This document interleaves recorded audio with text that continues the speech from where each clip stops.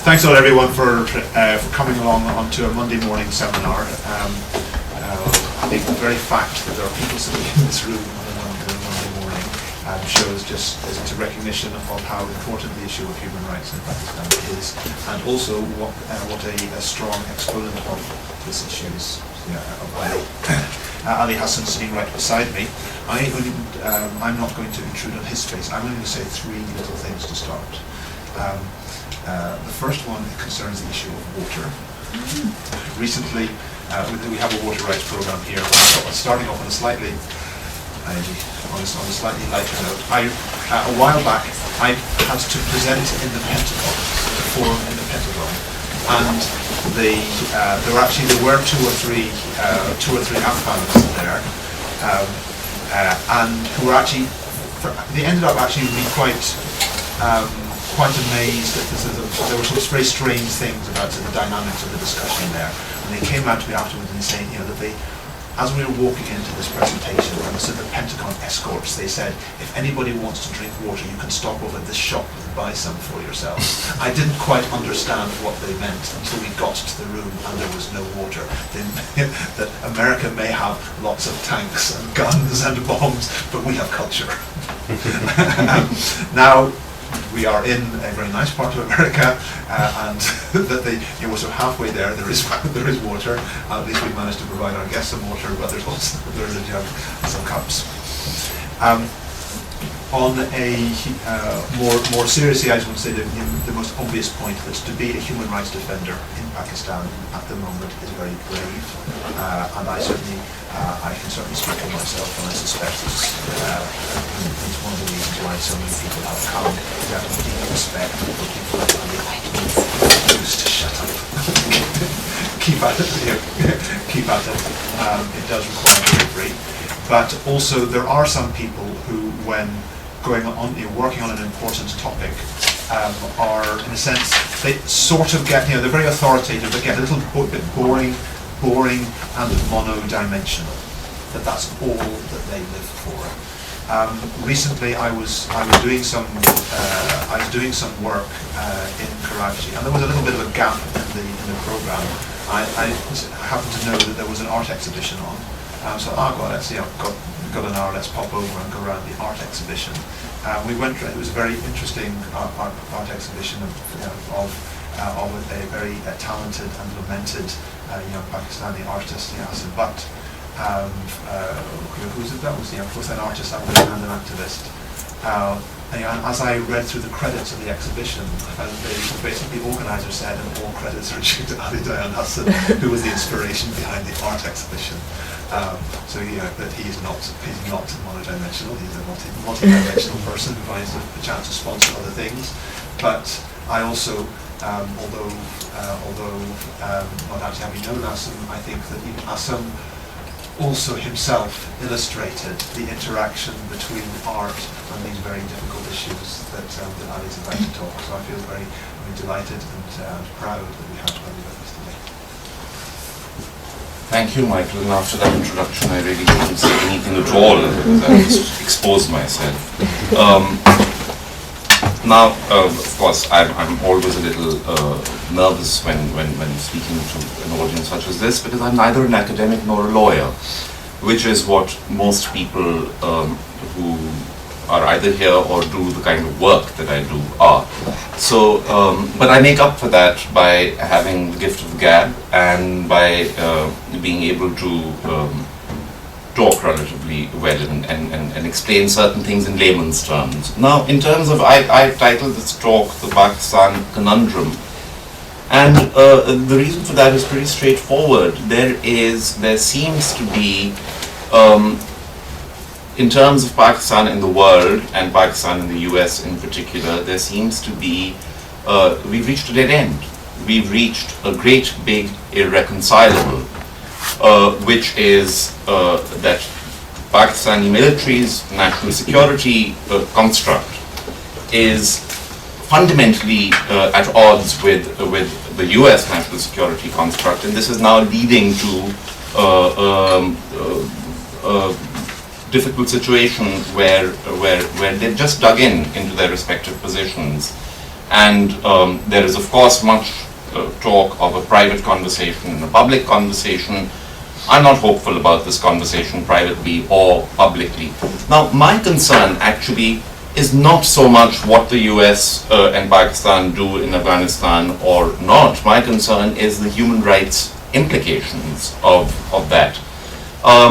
And those are uniformly dire. We see a situation in Pakistan where simultaneously you have a moment of hope, and that moment of hope persists. You have a return to constitutional rule, because democracy is a big word. You have a greater political space in the riparian provinces, Sindh and Punjab. And you also have things coming to a head in very fundamental ways, where, for example, one of the things that cannot happen in Pakistan, I think, and I hope that I don't live to regret saying this, is a military coup. And the reason for that actually has got nothing to do with the international community or pressure or lack thereof. It has to do with the fact that the Pakistani military's traditional power base, the people who are the principal beneficiaries of the military economy, which are the northern Punjab population, they're the most empowered citizens in Pakistan, and they appear to have outgrown military rule. It's actually as simple as that.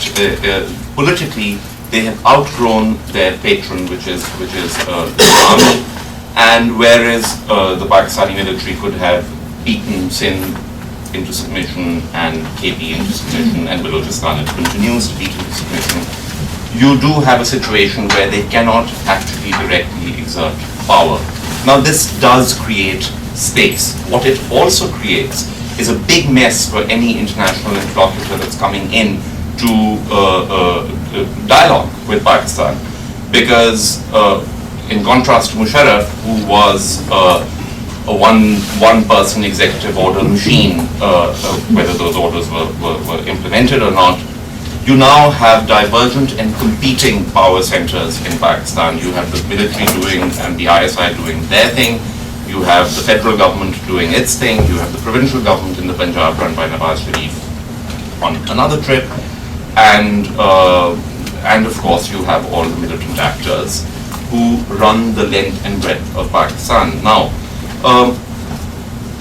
the question, of course, is, and this is tied in fundamentally to human rights protections, why can the Pakistani military not disassociate itself from the jihadist enterprise?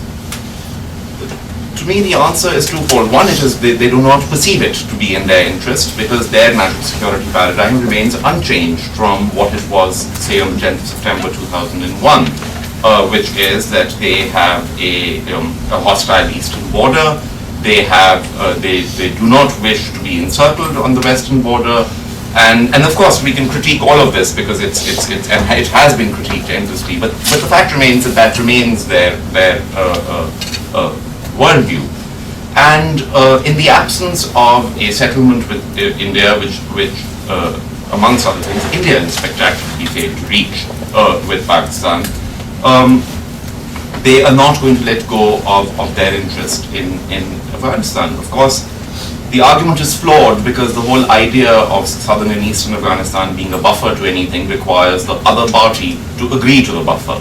Afghanistan was a successful buffer between the British and the Russians because there was an agreement that it was a buffer. So there are inherent flaws in this particular argument, but they persist with it. Now, the issue is, what does this do to Pakistan itself? And the problem, of course, and this is the fundamental problem with Pakistan, is that the Pakistani military does not hesitate to use its own people, its own populations, and sometimes even its own personnel as collateral damage in the pursuit of its greater strategic interests. This actually differentiates it from very many other such actors in the world who define self-interest perhaps a little more broadly or a little less myopically, depending on how you would like to see it. And what that does is that it creates a situation of ongoing and incessant degradation in the human rights regime in Pakistan, because the military, in a sense, by pursuing these policies, continues to invite blowback. The other problem, of course, is with the whole business of proxies. The Haqqani network is a proxy of the Pakistani military. Now, I'm of the view that the word proxy is a little problematic, because it implies a relatively absolute level of control and the capacity to neutralize actors just as easily as you activate them. And the problem, and this is in fact the fundamental contradiction with Jihad Inc. As put in place by the Pakistani military, is that these are partnerships based on very many levels. They are based on the level of criminality. They are based on and the profit imperative. And above all, there is a very high ideological element to them. There is a conformity of beliefs that come into play, or a pretend conformity of beliefs. And now what happens is that when the Pakistani military decides that, okay, this week it's going to engage in realpolitik, and is now going to tell these people, cool it down, they are quite capable, as they have in many instances, of turning around and saying, what happened? Now you're being a traitor to the cause, because the whole mobilization and the conversation is about being blood brothers and achieving a worldview. So what I'm trying to say is that this is that when you have ideological partnerships that, from my perspective, are based on an abusive worldview, and you seek, for whatever reasons, to roll back that partnership, and are thereby challenging the basis of that worldview, you get blowback from your partners. I'm not sure, as a consequence, I'm not sure exactly what the Pakistani military will do in terms of Afghanistan and reaching what we would like, which is, and in a sense it's too late for that. In a sense, it is certainly our view at Human Rights Watch that if there was to be any kind of a viable state building exercise in Afghanistan, that opportunity was lost certainly by 2003. The whole-scale inclusion of warlords in the Afghan scheme of things essentially ensured that you would have a level of armed hostility underway. The other thing, of course, is, and this is something that certainly I think in the West people find it a little difficult or unpalatable, but the fact is that over this decade, just as it happened with the Soviets before that, the rhetoric of Al-Qaeda and the Taliban, particularly the Taliban and Talibanization, has also morphed into an anti-imperial rhetoric, and it pushes all of those buttons.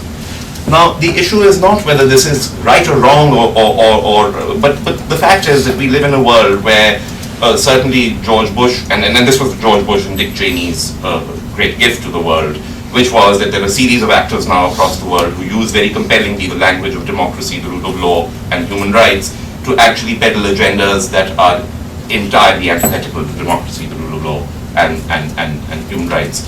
And so there is a fundamental hypocrisy that comes into play.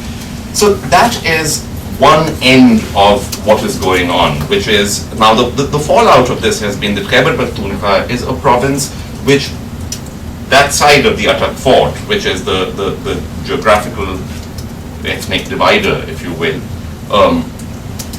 some argue between Central Asia and South Asia, but Michael is the expert in this and will tell, you can correct me, is essentially one big IDP camp. And I think that is the level of social dislocation created in KP, and the impact of it, which is going to manifest itself in the years and decades to come, cannot be underestimated. It is something, and of course it has an effect on all of Pakistan.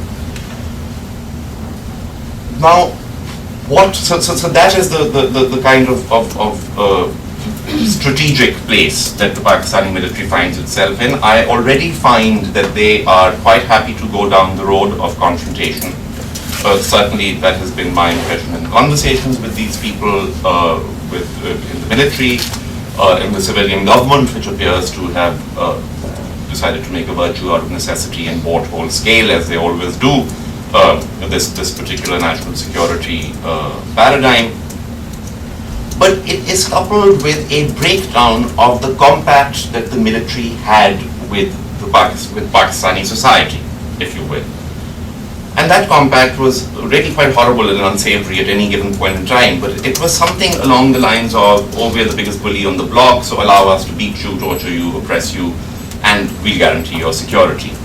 And the bubble has burst, because the point is that it is quite clear that the Pakistani military is no guarantor of anything within Pakistan. And this is a great big fundamental shift, whereas even, and I think that this has been particularly underlined with the raid, the Abbottabad raid, that led to Osama bin Laden's killing and dumping in the sea.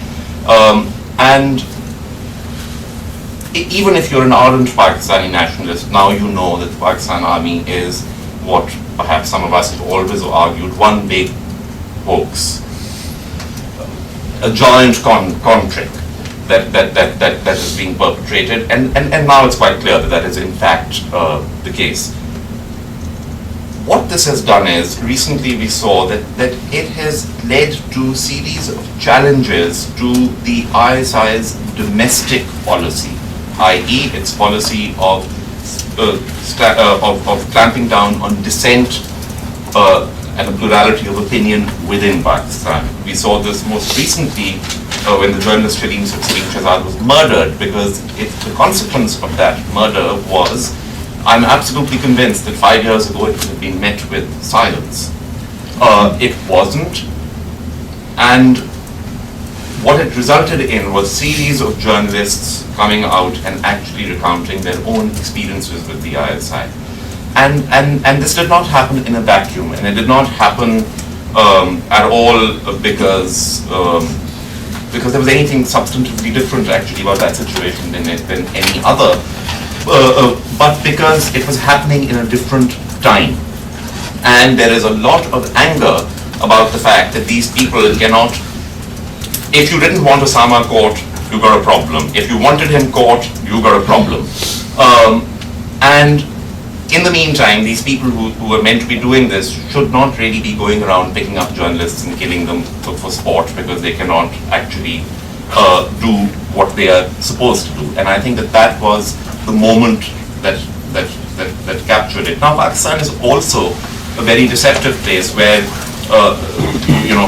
it's 2 steps forward and 3 steps back, and you never know whether anything is sustainable or not. And though there is a situation where the political government has continuously, certainly since May, been providing political cover to the Pakistani military and the ISI, it shows the level of their desperation, that they actually have to seek cover from a civilian government that they despise. It says something about how things are different.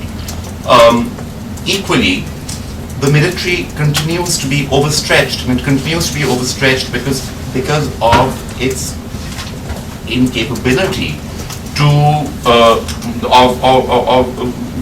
transact any kind of situation free of violence. So we saw, for example, in the SWAT operation in 2009, which, by the way, even from an IHL standard, the active phase of the operation was pretty impressive. They actually managed to get these people out. They managed to get them back in. International humanitarian law, with minimal abuses from our perspective. Now, compared to the way the military's behaved in Bajor, in other tribal agencies, this is a remarkable thing that happened. But when it came to the bold part of this exercise, what we started documenting was that their idea of preserving and restoring the peace was shooting people in the back of the head and dumping their bodies on on the streets. And that thing began to go pear-shaped and deteriorate. They have held for 2 years 3,000 detainees, so-called Al-Qaeda, so Taliban suspects. Now, our understanding is, number one, the Pakistani military has not allowed anybody, including ICRC, access to, as far as I'm aware, access to these detainees. My understanding also is that many of these detainees are in fact people in lieu of, where the collective punishment principle perfected in FATA was extended to Swat, and there's somebody's brother, somebody's uncle, somebody's nephew. And in all the conversations with the Pakistani military, it's actually fascinating because they will tell you that if we hand these people over to the civilian system, the court system is ineffective and it just doesn't work, and they'll release them. And so therefore, we can't hand them over. Now, if you try and suggest to them, how about legal reform? Well, President Zardari has just engaged in it, and his idea of legal reform is to provide the military retrospective immunity for all abuses conducted since 2008, all illegal detentions, which really was not my idea, certainly, when I was propagating bringing people into the legal framework. We've had a very straightforward, basic conversation at various levels with the government and with the military, and that has been about, for example, in Swat, why not, if you believe in the rule of law, if you actually believe that it was a vacuum of conflict resolution mechanisms that led to Taliban ingress in the first place, which is their discourse. Of course, it was all a lot more complicated and there was a lot of complicity in what happened. But leaving that aside, even if we buy that particular argument, surely the first thing you need to do is establish symbols of the state and the writ of the state, and you do that by using your military not to shoot people in the head, but to protect court structures that you create, to process people, to do some kind of streaming of these people and to see actually how many people there are you're holding in lieu of other people, or just by mistake, or just because they were walking on the wrong side of the road, and how many of these are, in as far as there can be any such person in the SWAT TTP framework after the commanders in question, a high value target. There is no progress on this. On Balochistan, which is another area that I have been working on extensively, the situation is very, very dire. I'm sorry, I'm moving from area to area to area because really there is so much going on in Pakistan, and I'm, in a sense, doing, now Carlotta's here and I shouldn't be saying this, the oral version of a New York Times op-ed where in 750 words you're meant to identify the problem, the solution, and the context. Profound writing. But the thing is that it's in Balochistan, the situation that we see is that there is a free-for-all. There are all sorts of actors at play. There are Sunni militant groups such as the Lashkar-e-Jhangvi targeting the Hazara. You have the state targeting, first disappearing and now just what we call kill and dump. Exactly on steroids version of what they have done in Swat. Killing and dumping Baloch nationalists, so targeting Baloch nationalists. You have Baloch nationalists targeting Punjabi and Urdu-speaking settlers in the province and killing them. And you have, of course, the Taliban swanning around and throwing acid on schoolgirls and doing the things that make them feel a sense of fulfillment in life. So that's kind of the terrain in Balochistan. And when you converse with the FC, which is the state's authority in there, military intelligence, which is the lead intelligence agency in Balochistan, off the record, their attitude is pretty straightforward. It is that these people challenge the state and we will kill them. If they kill Punjabis, we will just kill them.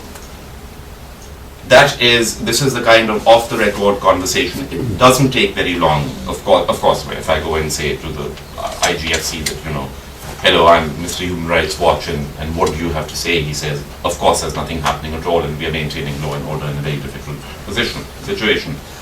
But, so there is that whole nexus in Balochistan, and Balochistan is fast slipping out of the grip of the Pakistani state in a way that is unprecedented. And I say this very, very carefully and after much consideration, because whereas previously there was a conflict essentially between two sides that waxed and waned, where you could actually buy in Baloch tribal elites into the state structure, and they are undoubtedly not the most progressive of people themselves. The problem with Balochistan, of course, is that it's the kind of terrain where you go and really there are very few good guys. There are those poor people who suffer, and there is everybody else who is an abusive actor.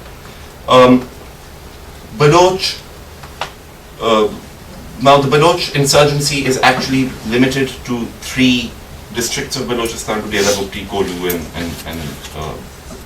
and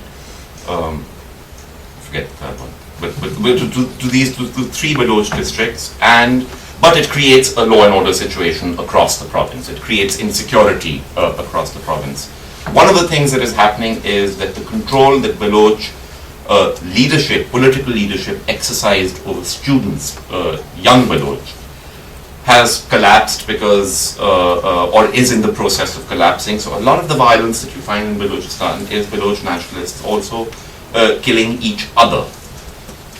And there is a complete and total unwillingness on the part of the state to engage with this problem. The civilian government tried. Civilian government was put back in its place. Now there has been a lot of controversy about figures to do with disappearances in Balochistan. Initially, when the PPP government came into power, Rehman Malik said that there were 1,100 odd disappeared.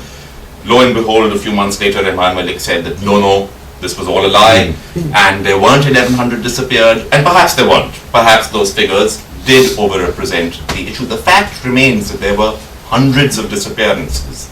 And the fact remains that in the course of my research in Balochistan, which is fairly difficult and involved, in certain instances, busing people down from Quetta, because now Quetta has become the kind of place, as Carlotta can tell us, where really very unpleasant things happen to you and I mean, the difference, I think, from the time even when Carlotta was there, which was a couple of years ago, is that now, whereas previously you essentially feared the state, now any number of actors are willing to kill you or kidnap you and so on. And it creates a situation where documentation becomes very, very difficult. However, in the course of our documentation, we started documenting disappearances, and we know that from 2008 to 2010, disappearances have continued. In the process, in the year or year and a half that it took us to engage in this exercise, many of the disappeared started turning up dead. So the deterioration is happening in real time, and it is rapid. So that's Balochistan. Now, there is, of course, the greater question of, when I spoke earlier, I began with saying that there is greater political space in Pakistan. The whole sequence of events that began last year with this lady, Asia Bibi, who was convicted, given the death sentence for blasphemy, and the sequence of events that triggered. It would be perfectly reasonable for someone to say, which is a standard discourse, liberals are beleaguered in Pakistan, and space is shrinking, and there isn't a space for pluralism. And I would say, well, yes and no, because there is, on the one hand, there is, I think, and as someone who has been engaged in that whole blasphemy debate, I think it would be fair to point out the context in which it occurs. There is the principle of the matter, and the principle of the matter, of course, is that the blasphemy law is discriminatory, it's abusive, it needs to be repealed, it has no place in a civilized society, and certainly 295C, which is the blasphemy law and 298 A, B, and C, which are anti-Ahmadiyya laws that target the Ahmadiyya community, together, in a sense, actually are like apartheid laws. They're just very, very obscene. But that said, on the issue of blasphemy, which is actually respect for the Prophet, which is, and immediately when you use that Urdu term, Toheen Risalat, the context changes. There are a couple of very straightforward, simple things to understand. Number one, it is an issue on which there is a Deobandi Barelvi combine. So everybody gets together on the issue of insults to the Prophet. And when you are talking about repealing the law, or you are talking about amending the law, basically what the mullah is saying every Friday in the mosque, which drives everybody crazy, is that you are saying, well, let's allow people to insult the Prophet, which kind of doesn't go down well. But of course, the enactment of the law and the defense of the law remain political acts. These are not acts of religious essentialism or love for the Prophet by the actors engaging in them. These are acts designed to preserve state power, to keep the legal frameworks of the state sectarian and partisan, because that actually gives these people a disproportionate level of influence over the discourse. And that's is essentially what it's about. But what it does is, in as far as there is a liberal space in Pakistan, that liberal space is exercised by exploiting divisions and cleavages between the major sectarian groups, the major ethnic groups. The major sectarian groups, i.e. the Barelvis and the Deobandis chiefly. On the issue of blasphemy, even Shias tend to actually coalesce with them. So it becomes very, very complicated. So that was a particular issue. It resulted in this kind of situation, and of course, what it has resulted in is further persecution of minorities, greater numbers of cases under the blasphemy law, and certainly a high level of threat to those who question this law. But I would like, and I'm happy to be corrected by anyone here who thinks I'm just talking rubbish, I would like to view this as an aberrational situation to do with this issue. The other thing, of course, that is now becoming very, very clear is that the militant extremist fault line is not about Fatah or North Waziristan or KP or parts of Balochistan. It runs the length and breadth of Pakistan. These are people woven into the social fabric of Pakistan. There are large concentrations of them in places such as southern Punjab. And while it is certainly my job to demand from the state accountability for abuses by these people, and I would like the state to move on that, there is also the constraint that this is a state that in parts is in a state of acute turmoil, and if you bring that turmoil, a head-on collision, into southern Punjab or into Punjab, you risk creating a situation whereby any semblance of a viable functional state, and all it is right now is a semblance, disappears. And in South Asia in general, of course, as we know, state sovereignty is something that is a figment of the collective imagination. It's not something that you find in real terms anywhere. There are large parts of India, certainly Bihar, for example, that effectively do not enjoy the writ of the state, though they may not be in a state of rebellion. And then you have, of course, this is something that runs across the South Asian state system, which is structurally authoritarian and is structured, whether this is Pakistan, India, Bangladesh, this is what they do, and their model of governance is to beat their people into submission. I was quite amused recently with the outbreak of dengue not by the outbreak of dengue, I wasn't. But when this happened, the government of the Punjab reacted by imposing Section 144. And it made you wonder how a public health issue could be dealt with.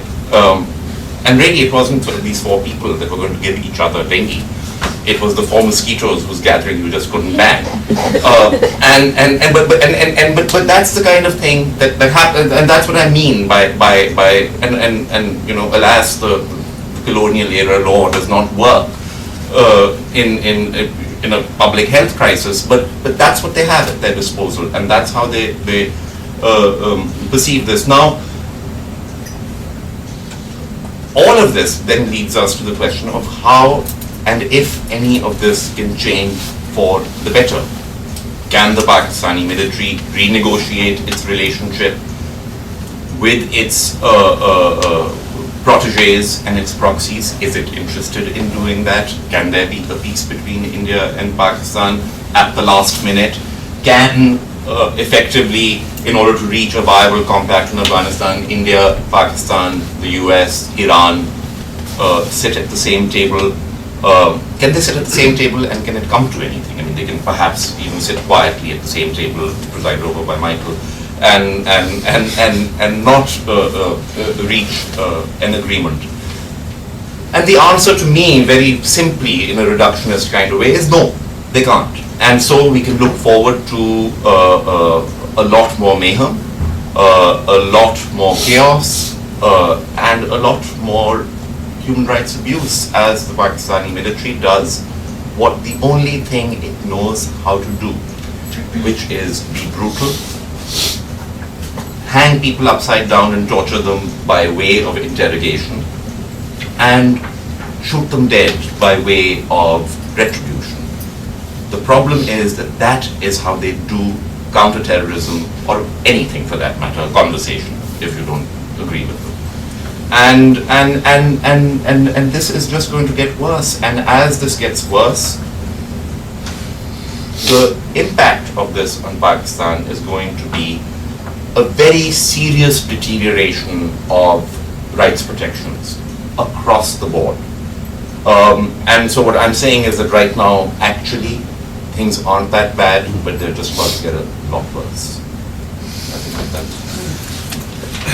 Thanks, Ali. Great. It's always wonderful. It's always wonderful to round up with the positive output.